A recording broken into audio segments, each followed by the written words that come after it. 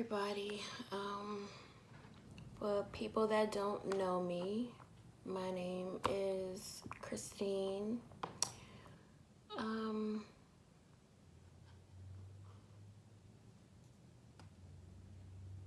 In 2009, officially I was diagnosed with a disease called endometriosis.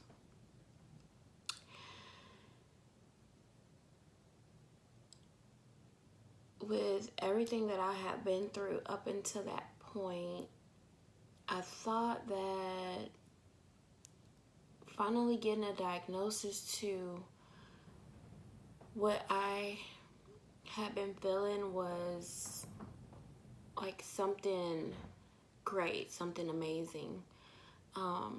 Not to be happy that I had something. It just, at the time, I felt like, okay, we know what it is, and that I'm not crazy for having all these different symptoms, all these different pains that I was feeling at the time.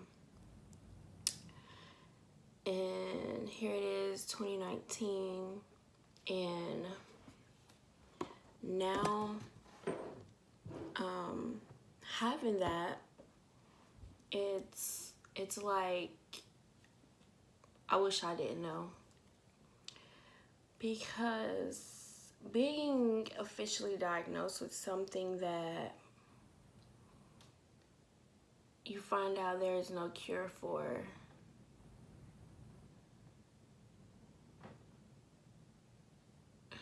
I don't know how to explain it, honestly. But what I can say is that I think the only reason that the diagnosis came so soon, because some people it takes anywhere from 5 to 10 years. For some people, almost 15, 20 years. Like, it takes a long time. And the only reason why I got my diagnosis so soon is because I was in the military at the time. And of course, you know, as a service member, the military wants you, no matter what branch you serve in, they want you healthy. So that was the advantage that I got over other people. And that's not to say like I'm the only person that has it in the military, or that was in the military and got diagnosed with it, because that's not true.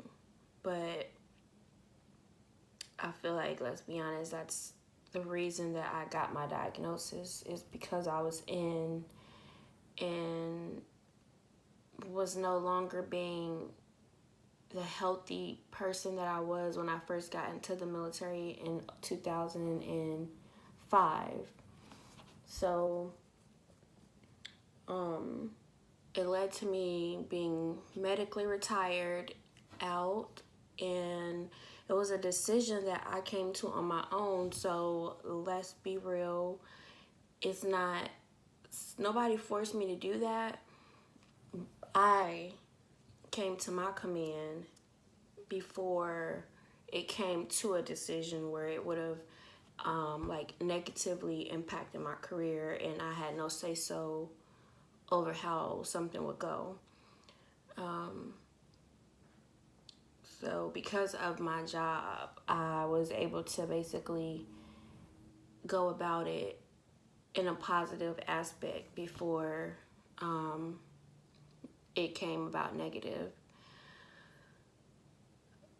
And I tried to stay in. I mean, I did 10 years in the service. I got out December of 2015.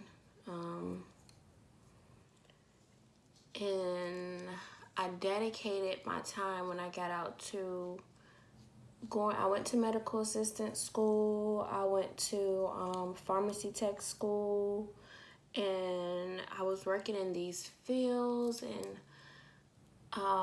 different specialties, and for a while it just made me feel like I was doing something to help other people, and there's still a part of me that has the desire to help other people. Like I love taking care of people, and just helping them feel better. I love being empathetic to what they're going through and supporting them in any way that I can. It just makes me feel good to help somebody else, no matter like what they're going through. It just makes me feel good knowing that I'm helping people. But today, I feel like I have lost so much. I feel like, and it's not, I didn't only get diagnosed with endometriosis. I had cervical cancer, I had uterine fibroids, I was diagnosed with PCOS, I was diagnosed with adenomyosis, chronic pelvic pain. Like, it was just so much. So when I got diagnosed with endometriosis, first of all, it was by surgery. That's the only way that, like, a doctor can say they think that you have it, they suspect you might have it, but they don't know for sure until they do a laparoscopic surgery, because endometriosis is small. It needs to be seen with a scope. So mine's got discovered because I kept having cysts all over my ovaries at the time, and they'd find them on ultrasounds, and first it was just one, then it became two, and then they just started gathering on both my ovaries. And it just made a lot of sense because growing up I had a lot of stomach pain and didn't know why. And doctors just tell you, oh, it's just growing pain, they'll grow out of it, or they're becoming a woman, it's puberty, stuff like that. And then when you do become an adult, a doctor will be like, oh, you should get pregnant, it'll help the symptoms go away, or it'll help you getting pregnant. There's a risk to that. You can potentially lose your baby. And there are some people that are pregnant and they still have symptoms. Not everybody goes through these illnesses or any illnesses or disease in the world. Nobody, me and another person might not have the same symptoms. My pain might be a 1 and their pain might be a 10, and vice versa. They may not have stomach pain, I might not, and they might just have back pain. I might have that too. Like, you don't know. Everybody's body sometimes is different. Like, you don't get, it's not textbook. So, and I mean, life and the things we consume and just medicine, everything has progressed and changed. So, the textbooks that were written for this or any of those diseases that I've mentioned before is not the same. It deserves an update, because besides the pregnancy thing, doctors force hysterectomies on you. Hysterectomy is, first of all, not a cure. And let me tell you why. Some people, they have been fine. Some people say they don't have symptoms. But there are people like me. I had a hysterectomy in 2011. Before 2011, I had already had 3 laparoscopies to remove endometriosis, PCOS, and scar tissue. At this point now, I had scar tissue that started to build up as well. So 2011, I had a hysterectomy. Thought, okay, I'll be fine. At that time, there was not a lot of support groups, and I didn't really know that much still about it. I trusted my doctor because I was still in the military, and the command that I was in at the time, not everybody, but the people that should have had my back didn't. And the people that, because I almost just shed a tear. But the people that basically should have had my back did not. And it could have went in a bad light. Like, I could have gotten kicked out medically because of that. Back in, like, 2009, 2010 or something like that.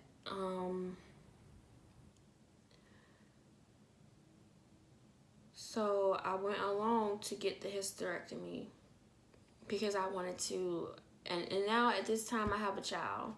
So I wanted to keep my career and make sure that I was able to take care of my child, and I was active duty. So I needed to make sure that I was able to take care of him, right? So I went ahead with that. 2011, I was in my 20s, mind you. I was in my mid-20s with the hysterectomy. Can't have any more kids. I did suffer a miscarriage before my son, and I know a lot of people are saying, well, at least you had a child. That's true, and I'm grateful for that, but there are people that have been forced to get it because they haven't been either able to carry a successful pregnancy all the way through to deliver their baby. And some had miscarriages. So I just basically went along with the hysterectomy because I just didn't want to go through losing another child, and felt like I have one to take care of, so I need to do this to ensure that I had a job. So I did it. Not even 3 months after, when I'm thinking it's just me still healing from the surgery because of hysterectomy. Oh my God, it was like, I can't even really describe like what it felt like in words to go through that, the whole healing process, but it was rough. That's all I can say. It was rough. So to find out you go through all that and you right back having pain, right back having symptoms, it was devastating. And since 2011, I had 2 surgeries in 2012, 2013, and I think the last one was in 2014. Yes, the last one was when I was stationed in New Orleans, and that's where I like retired from, in the military. So at that point, I was just done having surgeries because it was just every time they opened me up, they kept finding endometriosis. And then they said I had interstitial cystitis. It was just more illnesses coming up along with endometriosis. Cervical cancer was in remission, so the hysterectomy did take away the cervical cancer, but I was still left with endometriosis. Now, I was just sick of the surgery, so I just was broken to hear that when you diagnose with something that there's no cure for, it's either you're going to be on meds or you're always going to have a surgery. that is hard to hear. Like, I'm a single mom, and I was away from my family. I'm from Chicago. I was stationed in New Orleans, and back when I was still living in Illinois, I was stationed 3.5 hours away from my family. So, I mean, my son was always with me, but to keep having surgeries and I still have to take care of my child, like, that's difficult. My son is 11 years old now, and he went through a lot. He's seen his mom go through a lot. So my life just, it's been hard.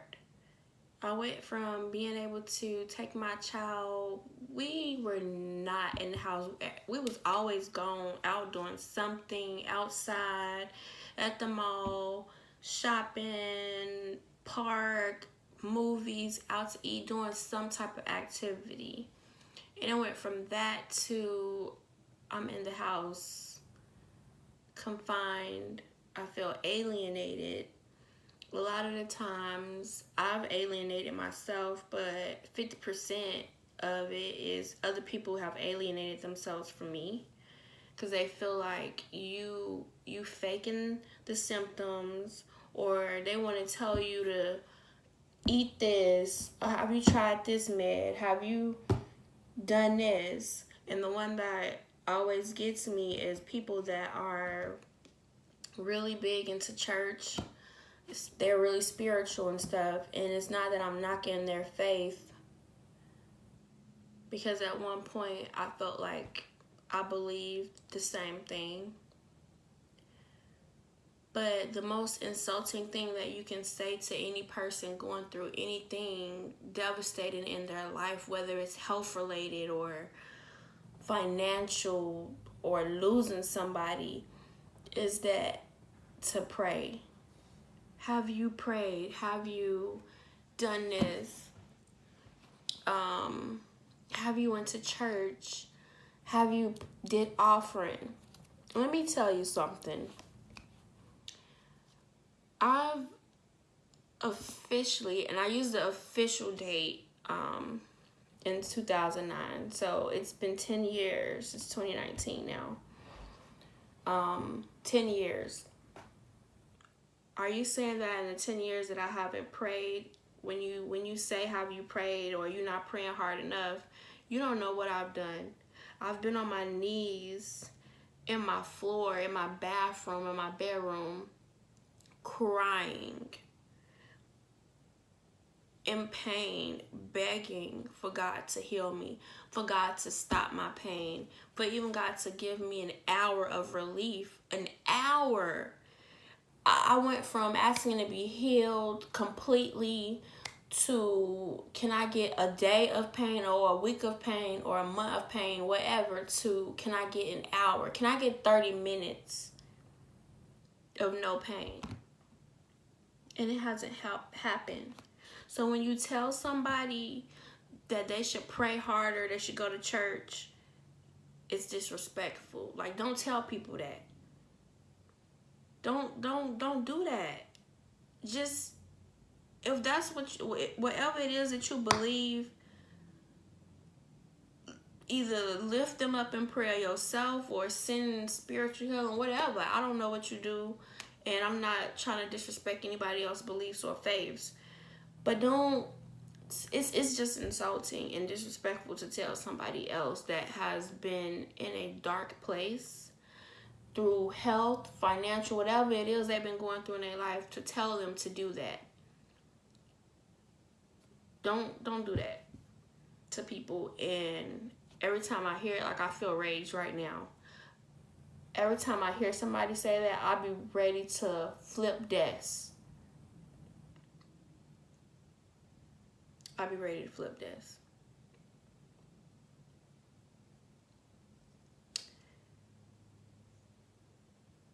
And today, I'm just tired. I'm exhausted. I haven't been to sleep. And I have this bracelet on my arm because I went to the ER today. I I dislike being a patient. Let me tell you, I love the healthcare field when it comes to me being there and helping somebody else, working as a medical assistant or working as a pharmacy tech. I love that. But if it's me being a patient, no. I hate it because of everything that I have been through and everything that every person that I know that is going through these different diseases and illnesses in their lives that have no cure. I carry they pain and they stress with me as well. They treat you as a drug seeking patient. And don't tell me that is not true, because I've been there. I've been in the ER when I've had my medicine, my own pills, and I never once asked them to write me another prescription. I asked for something to be given while I was there so that I could go home and rest. Because obviously, what I was given or was taking at the time isn't helping. Like, my pain is bad right now. So, can you give me something here to relieve it? Even if it's for a couple hours. I just wanted to sleep, or I just wanted to be able to be well enough to take care of my child or go to class or go to work, whatever it was in the past and today. I just wanted relief. I just wanted to have a moment where I believed in healthcare. Today, I don't believe. I think I've lost my faith in everything. I'm tired. My mental status today is not that I'm suicidal, because I don't want nobody to think that, oh, she's suicidal, call 911. No, I'm not suicidal. I just feel broken. I feel tired. I'm sick of fighting and speaking out for nothing to come out, for nothing to be, nobody to help me out either. And I'm not to say like I'm this awesome person, like I've never done anything wrong, but I've accounted for stuff in my past that I've done, and I feel like I've done way more good things. I put out a lot more good energy than I have put out bad. And it's like, when is something good gonna come back to me? Like, can somebody help me? All I asked for today was to be able to rest, because I didn't get no sleep. I'm tired. And I'm tired of crying. I'm just tired of it all.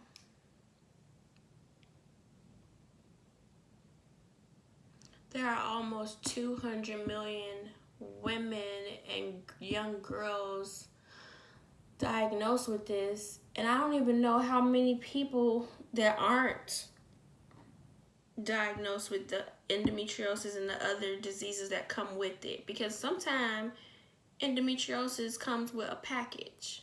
It brings a whole other cousins that you didn't ask for, a whole other sisters and brothers that you didn't ask for. Hell, I didn't even ask for endometriosis. I would prefer to be healthy and well over sick any day. Trust and believe.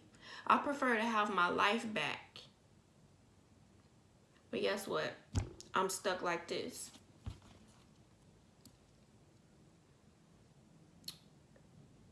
I'm just tired. I'm exhausted mentally, spiritually, physically. I'm checking D, all of the above.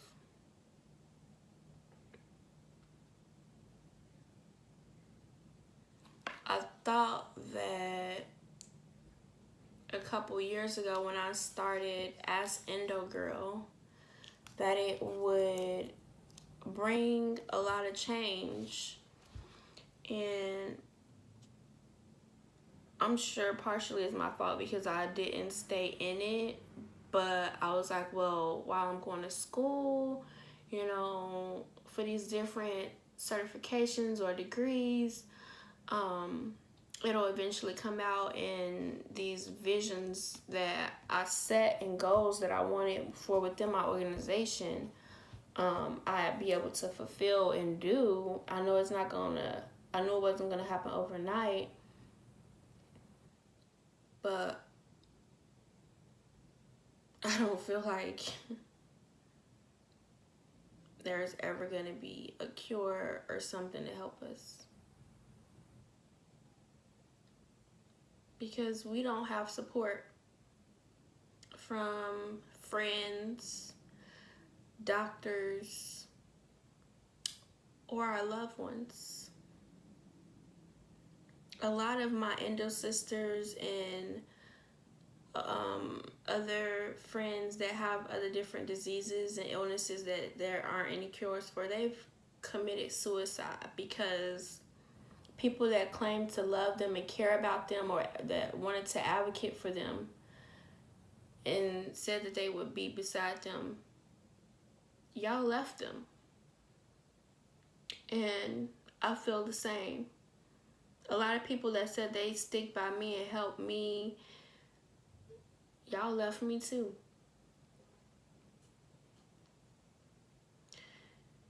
And then these laws about medicine, pain medication came about, and y'all made it worse.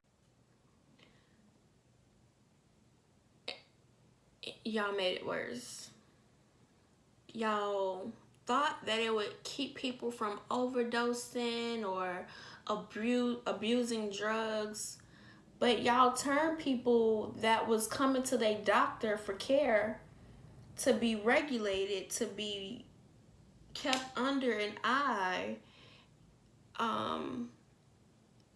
Y'all removed them from these doctors to the point that now they seeking the drugs on the street because it's easier. How much sense do that make? If I'm coming to you as my doctor to help me, and a lot of time, the people, those of y'all that have the power to speak out about y'all patients or people in these professions and these lawmaking, y'all don't give a damn about us. Y'all make sure y'all straight. I feel like y'all want the population to die off. Y'all want people to keep killing themselves and whatever, being out there on the street and into street drugs. I never wanted to be a person that was on any type of medication. Hell, I hated taking something over the counter for anything. I still hate taking meds. But that is the only way that I can live a life. That is the only way that I can work. That is the only way that I can take care of my kid. So why take that away from people that need it? Like, why would you do that? I'm tired.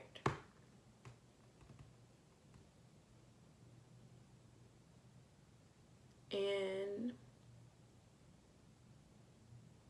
I don't know what to do. I don't know how to make an impact. I don't know how to be that voice for people because I'm losing my own voice.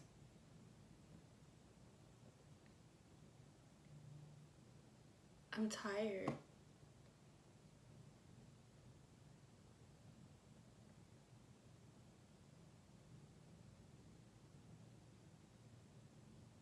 And if we losing our voices and y'all not speaking up for us,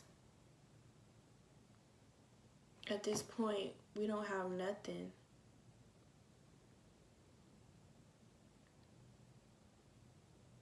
Because y'all judge people like me. Everybody, y'all judge us. I used to be so ashamed at one point when I finally did, because I was so adamant about not being on a strong pain medicine, and I thought that I was going to get kicked out of the military when I finally did get them. Like, I would literally only take it around bedtime. Because like I said, when I was driving, I never used to take strong pain meds. I barely used to take over-the-counter meds. So when I finally did get on it and had to take it, I cried. I cried because I felt like I failed. I failed myself. And it's not my fault that my body needs that. And it's not anybody else's fault that their body needs those medicines to help them. People lose their jobs. They're losing their families. People that want to work, that want to take care of their family, that want to be an active whatever in society.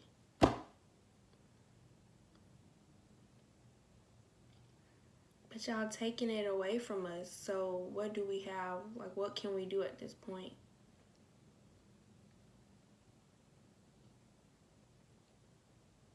Because honestly, I don't know what else to do either. I don't know what else to say.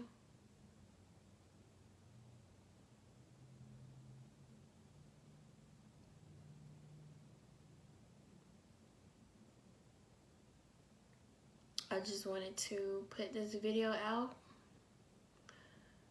And I basically wanted to give my truth.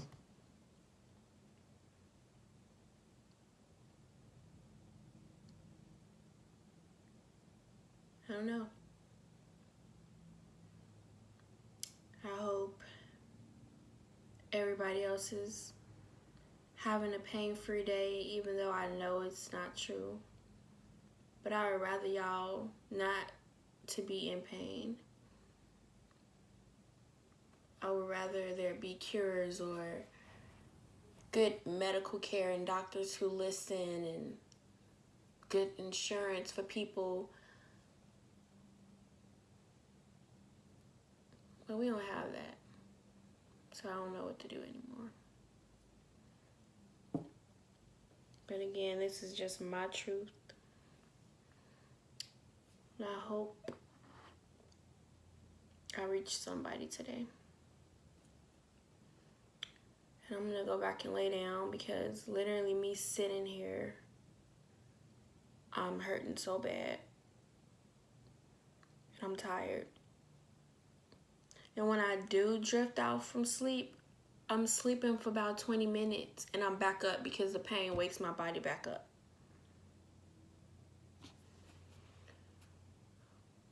But it's my life.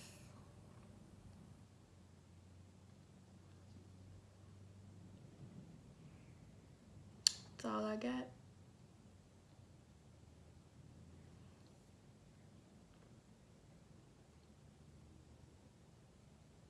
Just wish it was a whole lot better. Again, I hope y'all having a pain-free day. At least a day that's better than mine. Alright, I'm gonna get off of here.